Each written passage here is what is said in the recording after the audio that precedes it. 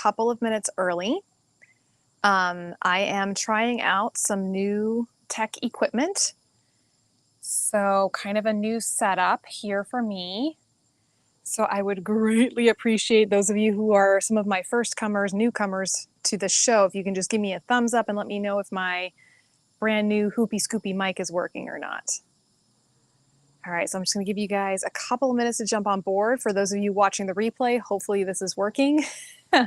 And let me know that you're watching the replay. You can say replay in the comment section, send me one of your questions. I do like to go back and watch the replays to see if there's any questions left over. So don't be shy about putting your questions in if you're watching the replay.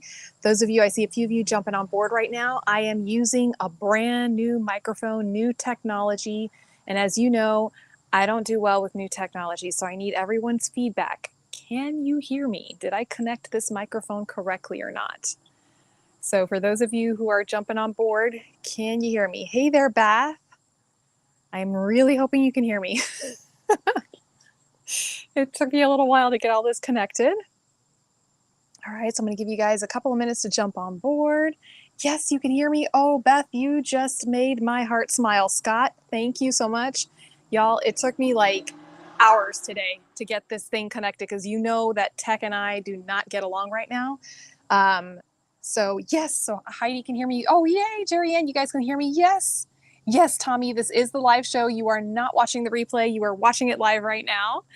So as you can see, I've got a bit of a different kind of setup right now as I am just sitting on my front porch enjoying this Florida evening. It's hot and sticky. I'm not going to lie. I got my iced Diet Coke here waiting. But I just thought I'd give you guys just kind of a different scenery to look at this evening. And I'm trying out my new stuff. Hey, Candy, thank you for letting me know. So Candy's watching me off the YouTube channel as well as Heidi and Jerry Ann. So folks, just so you know, I am broadcasting off of both YouTube and Facebook. So you can find me in both places. All right, yeah, and we're trying out a couple different things. All right, guys, I'm gonna give you another minute to jump on board because I know some people are waiting to come on board. Oh, I'm so excited that this microphone works. So excited. All right, then guys, we are gonna go ahead and get started. Cheers. So guys, for those of you who are new to the show, welcome. My name is Cosi. I'm a physical therapist, amputee specialist here in hot, sticky, humid Florida. I've been a PT now for a little over 20 years, and my passion is working with the limb loss community. I've been doing this show now. It's been over 5 years now, guys, that I've been broadcasting the show every single Wednesday night without fail. All right, guys. So I've been posting a few things on Facebook lately. I've been trying to kind of just do, it's my little Mickey Mouse market research project that I have going on, mainly because I want to know what it is that you all want me to talk about. This show is for you. It's for you, the amputees, those of you who are clinicians, those of you who are caregivers and family members of amputees. So you've been seeing me post a lot of polls and questions and things like that on Facebook because I just want to know what it is that you want to know. All right. Hey, Richard. Oh, Mike is great. Good. It looks like a tribble. It's kind of funny. My tech team, I have the most amazing tech team, and I hope they're watching right now. So they're going to be so proud of me that I got this connected all by myself and got it working. Woohoo! That's big for me, guys. But like this Hoopy Scoopy mic, it looks like a tribble. It looks like a black and gray furry tribble. Apparently it's doing the job. So we're going to be good with that. So guys, this week I posted about what was everyone's guess, right? If you had to guess, what was the number one reason amputees stop using their prosthetic devices, right? And I don't mean like people who are not able to get their prosthetic devices for whatever reason, which that's a whole nother soapbox we'll get into. Hey, Barbara, my question I posed was, what is the number one reason as to why amputees don't use the prosthesis they already have? And overwhelming all of you, almost all of you guessed correctly that it's socket discomfort. And there's actually a study, I was meaning to quote it tonight and give you the stats on the study, but I'll find it later and I'll throw it into my e-blast later. Okay, but there was a study done and it showed the number one reason for prosthetic abandonment, that's what they call it, like you're abandoning your prosthesis like a puppy dog or something like that. And they said it's because of socket discomfort. And it's interesting. I read the study and I was just like, well, yeah, duh. That's certainly what I hear from my patients all the time, the frustration with the comfort with their socket. Okay. Hey, Denise, thank you for joining in. We got Sandy coming in from Gainesville, Florida. So, guys, how many of you agree with that particular statement? How many of you agree that the number one reason someone would stop using their prosthesis is because of socket discomfort? Put it in the comment section now. I want to see what you guys think about this one.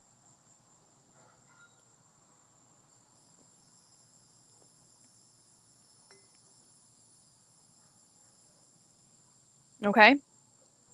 So Beth agrees. Yep. Scott says yes. Barbara says yes. Tommy says yes.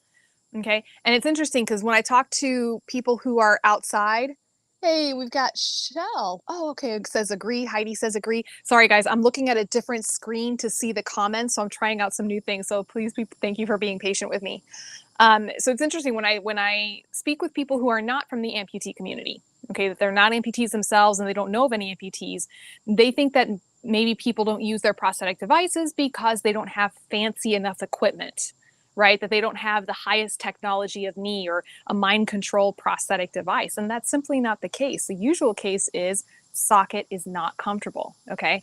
And I know based on my own experience, just going even 20 years back when I first started working as a physical therapist, we didn't have fancy technology. We had a safety knee and satch feet, right? So the actual prosthetic componentry was not fancy at all, okay?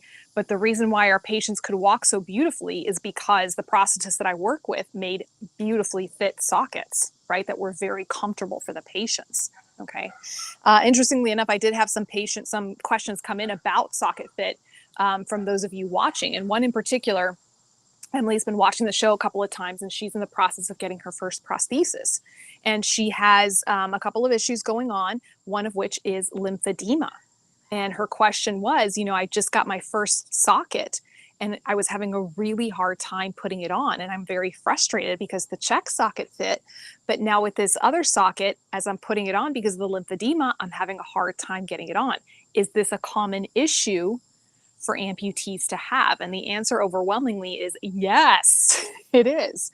Okay, especially in that first year of wearing a prosthesis, especially those check socket days, how much your residual limb will fluctuate in volume, go up and down from post-op trauma or from other underlying medical issues that you might have, such as lymphedema, where you're retaining more fluid than normal. Okay, and all of this can contribute to the frustration and also discomfort with the socket.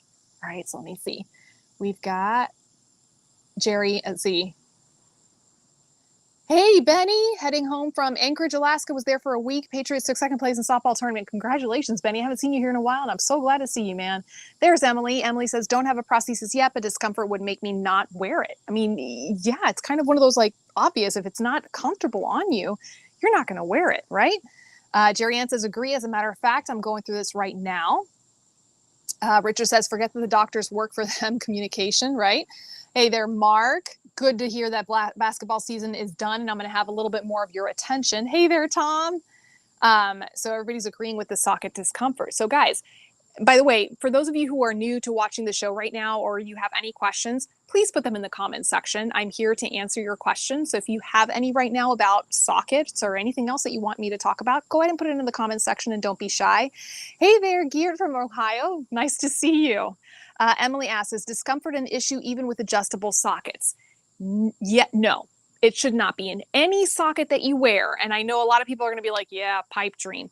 Any socket that you wear, there should not be discomfort. And when I mean discomfort, I'm specifically more referring to pain. Okay, so let's just kind of back it up just a little bit. When I have someone I'm working with who's brand new to wearing a prosthesis, right? And they come in and they're just, they've got that look on their face of like, they're obviously not comfortable. Okay, I have very rarely seen someone who puts the socket on for the first time and declares that they are comfortable from the get-go. Okay, why? Because you've never worn a socket before, right? You've never had a hard plastic device wrapped around your thigh or wrapped around your calf and basically hugging and giving a very comfort fit, right? Snug fit. Unless that's never happened to you before. That's not how we normally are. So upon wearing your device for the first time, there's going to be some amount of discomfort, right? Because you're just getting used to wearing this hard plastic device, okay?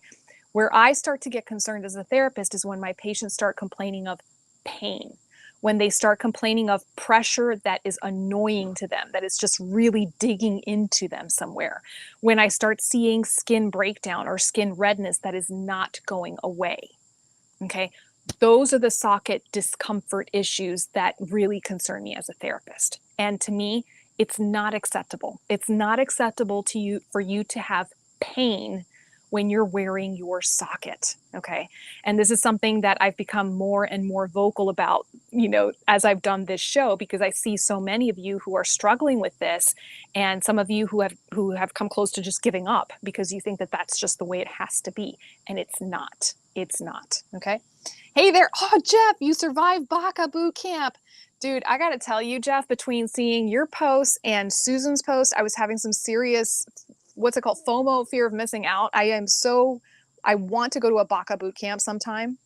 Hey there, David from South Carolina, drinking the green tea. We got Stephen Baxley, Road Tide. I tried to wear mine before my leg was healed. Ooh, yeah. Mark says, I'm loving my adjustable socket. Everybody is different. Let's see, Emily says, is a socket a similar feel to a leg brace in terms of comfort? I've worn KFOs for years and never really had discomfort. Yes, Emily, it's very similar in the sense that you have a very snug fit. Okay. And that's the part, as you know from wearing braces, right? You shouldn't feel any cutting into your skin, which with the braces, you have to be more aware of that with the straps that you have around your leg, right? But it is a very similar sensation where it's a very snug fit, and you just kind of got to get used to it. The difference between braces and a socket, however, is with braces, it's not really, or orthotics, I should use the proper term, sorry. With orthotics, you're not really taking the weight off the bottom of your limb the way you are with a socket, right? So with a socket, it's designed so that your soft tissues are taking the weight of your limb. So again, very kind of different sensation, okay? So some people may not be used to it. But again, the number one thing that you should not have when you're wearing your socket is pain, okay? So then the $1 million question is, what do I do, okay? I'm having pain in my socket. It's not going away. What do I do? Okay, couple things there. Number one, call your prosthetist. Call your physical therapist. Those of you who have a physical therapist, especially those of you who have PTs who are amputee specialists like myself, okay, we are the people to talk to along with your prosthetist to see and to help troubleshoot, okay? A lot of times when my patients are saying, oh, geez, my socket is hurting, it's not comfortable, I take a look at their fit and it turns out that they're wearing too many socks. That's usually the case, is they've stuffed themselves with too many socks and they're kind of being strangled in the prosthesis, okay? Or the opposite, they don't have enough socks on, right? So they're bottoming it out into that socket and they're getting pain there, okay? So those are the first couple things that I start to look at right away. Let's see, we got a couple things coming in here. Oh, boot camp in Kansas City in October. Marianne, I would love to. Oh my gosh, that'd be so much fun. Hey, Kristen, I got it working. Aren't you proud of me? Kristen's the head of my tech team right there, and she's the one who got me all this hoopy scoopy equipment, so I got it working. All right, Felicia says, I'm told I need another socket, so this will be the third in about a year, and I have a Revo Fit. Comadre, yes, it's a change of scenery.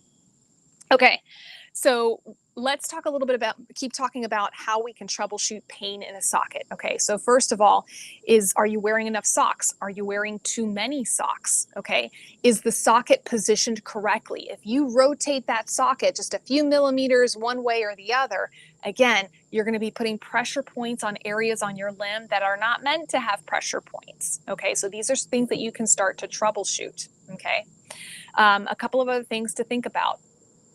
Do you feel like you're having skin breakdown? Okay, if the pressures and the pain are enough to be causing skin breakdown in your leg, then it's definitely time to see the prosthetist and see what is going on. Okay, now a lot of people are talking about adjustability, and yes, I love an adjustable socket. I've been working with Click Medical now for 2 years, and I got to say, I love working with their team. I love their product of how they can make it. All my toys are inside right now. I wish I should have brought my adjustable socket out here so you guys could see it.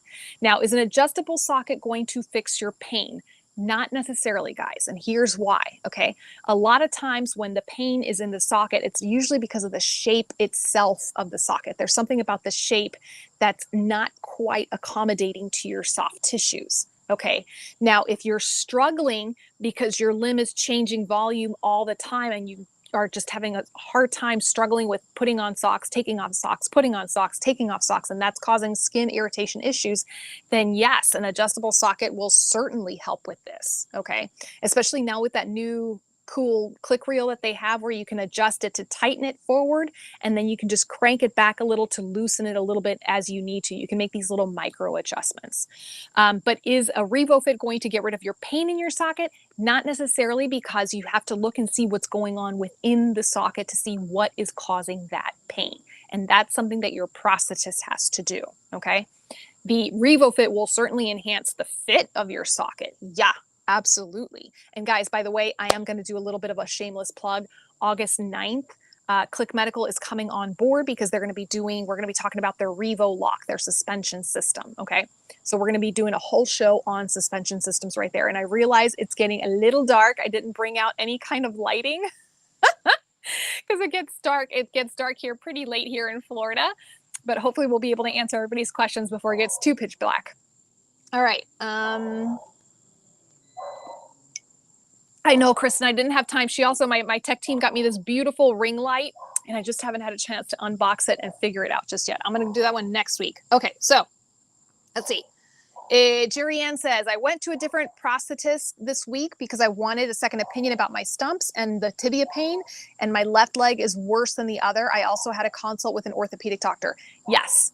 And Jerry Ann, you're doing the right thing. When you're having pain, whether it's because of your socket, because of your residual limb, find the answers, guys. Find the answers. And again, I know for some of you, you guys have been trying, some of you have been trying for years to try to get that comfortable fit in your socket that you've been struggling and going to different clinicians to find out.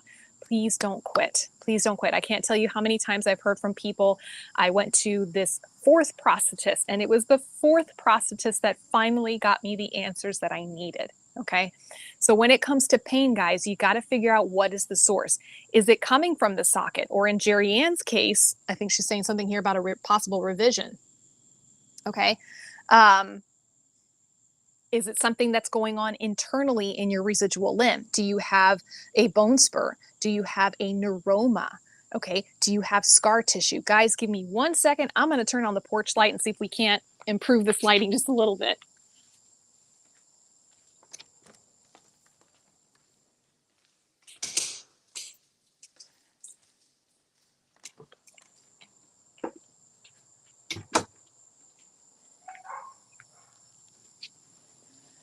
Okay, just a little bit. Hopefully just enough to get us through this show. Okay, so as I was saying, when you are having the pain in the socket, you want to find out what is the source of the pain. Is it coming from your residual limb? Is it coming from the socket? If it is coming from your residual limb, we've done so many shows on this, guys, and go back to my YouTube channel to look at some of these past shows, okay? What are solutions if you have a neuroma? What are solutions if you have a bone spur, okay? If you have scar tissue, if you have excess soft tissue at the end of your residual limb that's complicating the fit of your socket, okay? To me, guys, it's worth it. If walking is something that you want to do, don't let pain be the reason why you can't do it. For me, I'm just like, it's just, to me, I just see so many of you fighting so hard to keep finding those answers. And I always tell people, don't give up right before you get to the finish line, right? Don't give up right before you get to the finish line. So again, let's just kind of, let's retrace our steps back. You know, if you're having pain, troubleshoot the fit of your socket. Check your socks. Check to see the rotation of the socket. Check to see if you're putting on the liner correctly, that it's not rotated, okay? Talk to your prosthetist. Find out, where is this pain coming from? Is it coming from something due to the shape of the socket, or is there something else possibly going on in your residual limb, okay? If it's something going on in your residual limb, then that's where you definitely, again, consult with your physical therapist, consult with your surgeon, okay? Find out, where is this coming from? Neuroma, bone spur, scar tissue, excess soft tissue, okay? And try to get some of these answers to these questions. All right, let me look at some of these. Lots of.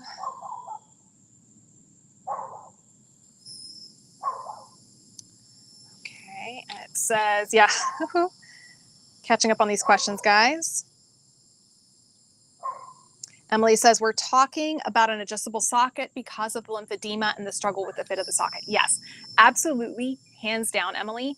And this goes for anybody who struggles with fluid retention, lymphedema, anything that really causes your limb to fluctuate in volume drastically on a daily basis. And to me, drastically is anything more than 5 ply. That's just my number, guys. I don't have a research study on that. That's just my number. Definitely, adjustable socket is something that you should think about. I think adjustable sockets are great for everybody, but especially for people who struggle with volume fluctuation. Jerry Ann says they said a possible revision or maybe try an old school socket. Lots to think about. 2 prosthetists think that my tibias are sharp. Okay, so again, that's coming from internal and something that you need to continue to have a conversation with your surgeon about, Jerry Ann. I should use the flashlight on my cell phone, Van Gregory, except for the fact that the flashlight is pointed in the other direction. Van Gregory, let me tell you, I'm just proud of myself that I got this microphone working and I got it hooked up to my phone and I got my other computer screen here. And next week I will have the ring light. I will get the light much better. Okay. Thanks, guys. You guys are really patient with me and I appreciate that. Felicia says, I really don't have pain until I take my leg off and it's bruising. Now, Felicia, do you mean bruising in the sense that your leg is sore or you're actually seeing bruising on your leg? Let me know. Liz says, I love my RevoFit. Richard says, 1 ply for 1 year exercise is key. PT is a great help.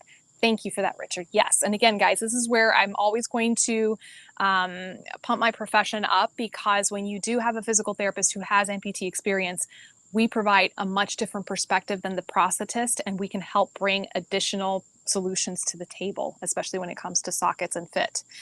Geert says, after 3 months, wound is still not completely healed, so waiting is the game. Yes, when it comes to wounds, guys, I'm kind of one of those sticklers that I say, nope, socket's got to stay off until the wound is completely healed. Otherwise, you're going to keep running into that problem again. Whew, it is hot here. All right, guys, these are some really good questions. And guys, again, feel free to put your questions in the comment section right now, and I'll be happy to answer them. Let's see. Felicia says, actual bruises, and the prosthetist thinks the liner is creating pockets. Ooh, okay. Yeah, actual bruising should not happen. So that kind of makes sense. If your prosthetist thinks that the liner is creating pockets, then it could be causing almost like a hickey type bruising is what it sounds like it's doing, Felicia. So definitely you want to jump on that. It could be that the liner is just getting a little too loose, right? And it's able to create that pinching effect on there.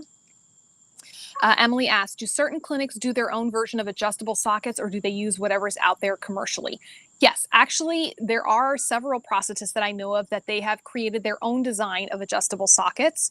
I know one particular prosthetist, I think it's called Bremer Prosthetist. It's up in North Florida. Phenomenal prosthetist, and he uses a different system where he uses the ratchets. I think it's called the ratchets, like those little click, click, click, click, click things. And he's come up with his own version of an adjustable socket, and it works great. And in years past, I would see prosthetists kind of try to create their own version of adjustable sockets. But honestly, ever since RevoFit came out on the market, I've seen prosthetists using it all over the place because it's there. Again, the thing I really love about RevoFit is the prosthetist is still the one creating the socket, right? And the kit allows them, the RevoFit kit allows them to put the adjustability into the socket itself, okay? So a lot of people are a little concerned because they're like, well, my prosthetist makes the socket. They're still making the socket. RevoFit just gives them the tools to put the adjustability into it. Hang on, guys. I'm going to try to adjust my lighting just a little bit. Let's see. We'll just play around with this. Okay. All right. Maybe a little bit more. Who knows? All right. As long as you guys can hear me, it doesn't matter if you can see me. All right. Ben Gregory, you crack me up. He's saying lighting is much better now, and I'm so glad you're not having to hold that ginormous microphone whole show. Can I tell you, Van Gregory, it was driving my tech team crazy that I was holding the microphone because they know how much I like to talk with my hands. So that's just kind of funny that you just said it that way. I know. It's just a little. Oh, thank you, David. I appreciate that. Okay, let's see. Tommy says, I must be really blessed because I haven't had any problems at all. The only problem I did have was handled quickly after a readjustment was made months ago. No, and Tommy, count yourself blessed. And it's not to say, guys, it's if I had to put a number, right, and this is just based on the 20 years of seeing patient after patient after patient, if I had to put a number, I would say 40% of my patients come in feeling discomfort in their socket that is not normal, meaning it's discomfort that is preventing them from being able to walk. It's discomfort that's progressing into pain. So 60% of my patients come in with relatively comfortable sockets, okay? And they only need adjustments in terms of learning how to use their socks, learning how to adjust their volume, learning how to take care of their skin and learning how to put on their liners and take them off and all that kind of stuff. So, but I mean, 40% is still a pretty significant amount. And again, a lot of this just involves careful communication with the prosthetist, okay? Let's see, Michael says, I've been fighting with insurance for a new prosthetic leg. It's been a long wait. Looking at buying one off eBay. Would used market be a good idea? Ooh, I gotta say no, Michael, and here's the reason why. First of all, a socket, you cannot get that off of eBay. A socket is as unique as a fingerprint, right? We can't even reuse sockets to take them to mission trips for charitable organizations like the Range of Motion Project. We cannot reuse a socket for another person. So first and foremost, your prosthetist has to be able to make you your own socket. When it comes to technology, whether it's a prosthetic knee, a prosthetic foot, do I know of people who go and buy secondhand equipment? Yes, I do. Okay. Does it work sometimes for them? Yes, it does. But they have to know what they're buying, the weight. They have to have their prosthetist do the alignment. Okay. And again, you're always running the risk of, is this piece of equipment going to hold up or not? How much wear and tear has it had? Guys, I've got 4 kids. I am all about buying consignment. Let me tell you, I know every consignment store here in Tampa, in my hometown. So it's not because I'm a snob, all about buying consignment.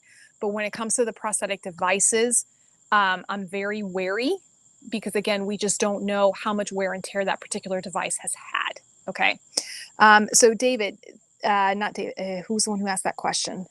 Michael was the one who asked that question. Michael, there are a lot of devices out there on the market that are fairly reasonably priced, especially if you're having to pay out of pocket.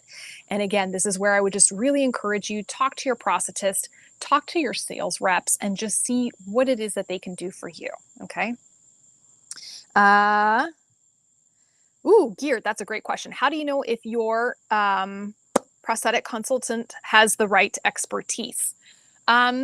Couple different ways. And I've done actually a show on this, Geert, if you want to go back into my YouTube arc, now the mosquitoes are coming out. I go to my YouTube channel. Okay. And I've done a few shows on how to choose the right prosthetist and even how to choose the right physical therapist.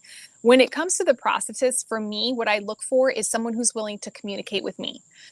Someone who's willing to communicate with my patient and will return my phone calls and things like that. So whenever I have a patient that has a prosthetist I've never met, I always call the prosthetist and I just introduce myself and I say, hi, I'm a physical therapist. I'm working with your patient. I would love to know some details. And from that kind of conversation, I can start to get an idea about what kind of prosthetist this person is. Okay. If you're shopping around for different prosthetists, interview them. There's absolutely nothing wrong with interviewing the prosthetist. I've had people interview me as a physical therapist before they come and see me as patients. Okay. So asking them questions like, how long have they been a prosthetist? On average, how many new amputees do they see a month?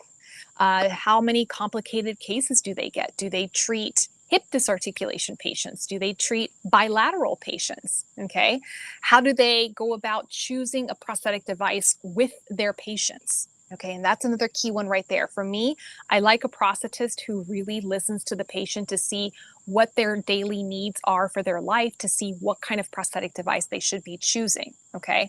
If the prosthetist says, well, we've got 1 or 2 feet here we'd like to use and we'll let you pick between those 2 feet, then I get a little bit concerned that they're a little limited there, okay? And ask around, guys. There's so many places on the internet. Sometimes it's a good thing, sometimes it's not a good thing, right? But you can get reviews on these prosthetists and on clinicians in general, okay? And you know, again, you might see bad reviews, but for example, when I'm looking for a doctor, I'll look at the bad reviews the doctor might have and just see what was it about. Was it just because they had a cranky secretary? Was it because they had a long wait time because the doctor spends a lot of time with their patients and that's what the bad review's about, right? So I kind of pull from different things, and then also word of mouth referral. That to me is just the best way to find a new clinician, okay? Talk to your amputee support groups. Both on Facebook and in person, and just ask, guys, who's the good prosthetist to go to in this particular area?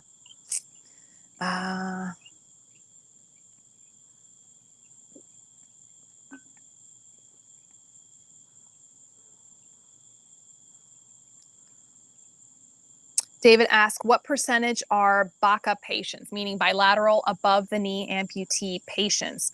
If you say like, I don't know if you're referring to like the patients that I've seen, David, or in general. In general, we actually don't have very good statistics. I actually did a show on bilateral amputees probably about a month ago with Ronnie Dixon, and I had a very hard time finding official statistics on bilateral amputees. With regard to like the patients that I've seen in my career, I would say about 10 to 20% of my patients are bilateral above the knee amputees. And that's just kind of a ballpark figure right there. Tom says, mine only gives me problems after doing crazy stuff and overdoing it. Michael says, I'm talking about the microchip knee or microchip knee ankle combo would have custom fit done by St. Pete Limb Embrace.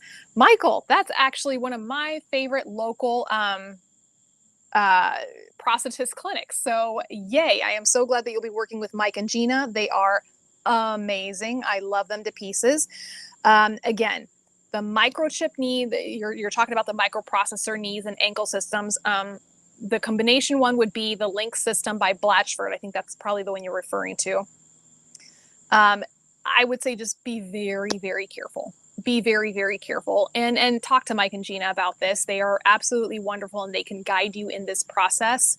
Again, these are very, very expensive pieces of equipment, but it also means if something goes wrong, the company is not going to be covered and it won't be under warranty, and the company won't be able to help you with it, and you could be out a lot of money.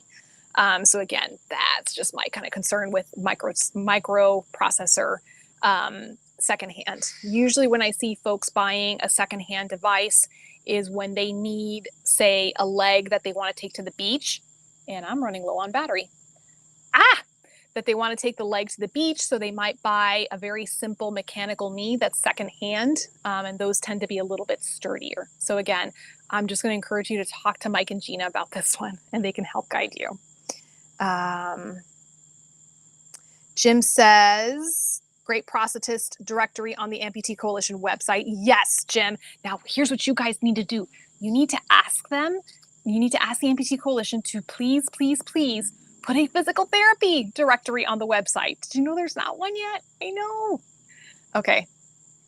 Let's see.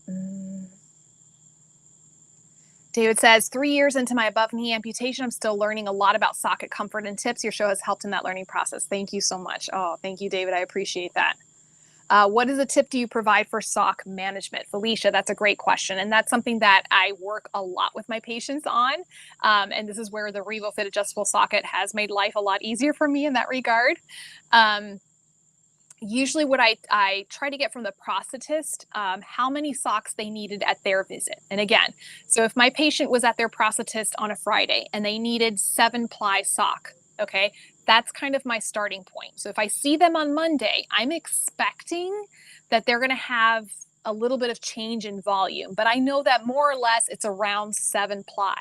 So I'll start with 7-ply and I'll just kind of look at the patient and I'll ask them, how are they feeling, right? And even if they're new to wearing a socket, they can say, it feels really, really tight, or it feels snug, or no, I feel a lot of movement within that socket, okay?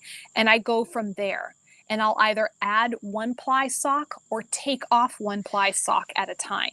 I'll have the patient stand up, I'll have them do some weight shifting, and then after about 5 minutes, I'll take everything off, the socks, the liner, everything, and I'll take a look at their skin. Their skin can tell me a lot about what's going on. If they have some pinkness and maybe even a little bit of redness that subsides over 2 minutes time, then I know we're on the right track, okay? If there's pinkness and redness that does not subside, then I know we've done too much, right? And it's a guess and check from there. There comes a point, Felicia, where I will find the perfect fit for my patient, right? Where I know I've got just the right fit on them. And then I tell my patients, take a snapshot of what this feels like. Okay, so let's just say my patient is wearing 5-ply and I have a perfect fit on the patient. Like all the landmarks are in the right place, the limb is in the right place, everything fits beautifully, and my patient is saying, yes, it feels good. I have my patient stand up, weight shift, do some activity, okay? And then I tell them, remember what this feels like, okay? Because that's going to change on a day-to-day basis. It could be that the next day, that feel-good fit requires 7-ply. Or the opposite, it could be that that feel-good fit requires 3-ply, especially first thing in the morning. And then I tell my patients, okay, as the day goes on, you can probably expect your limb to lose a little bit of volume, okay? And you don't want to lose that good fit. So to pay attention to what your leg is feeling like, and if you're feeling like, yes, things are feeling a bit more loose in there, then it's time to stop and add a sock and always kind of chase that good fit. Obviously with something like a RevoFit adjustable socket, whole lot easier to do that because you just have to click the little reel dial, and that tightens or loosens up the socket for you. You don't have to take the socket on and off to add a sock, okay?